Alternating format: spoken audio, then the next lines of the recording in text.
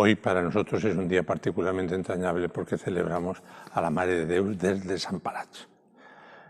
El himne de la coronació dirà: la pàtria valenciana s'empara baix tomant, o verge sobirana de terres de llevant.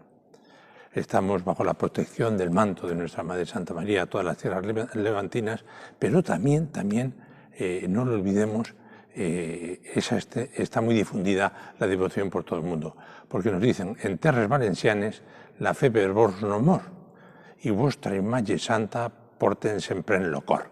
¿Qué valenciano hay que no lleve en su corazón esa imagen de esa devoción a nuestra Madre Santa María?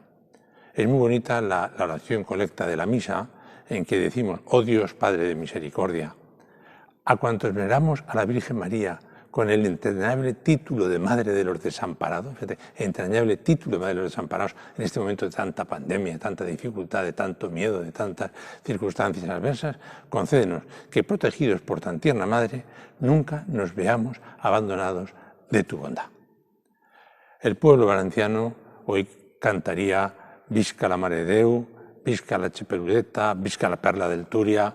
Pero sobre todo hay una oración que yo creo que a todos nos gusta bastante, que es cuando dice: Mare dels Desamparats, no mos desampareu ni en la vida, ni en la mort, ni en el tribunal de Déu. O sea, Madre de los Desamparados, no nos desampares ni en la vida, ni en la muerte, ni en lo que cuenta de verdad, el tribunal de Dios.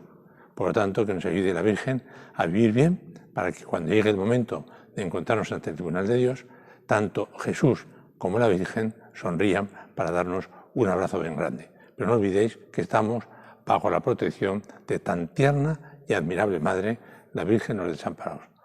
Muchas felicidades a todas las Amparo y hasta la próxima. Que Dios os bendiga y que la Virgen nos proteja.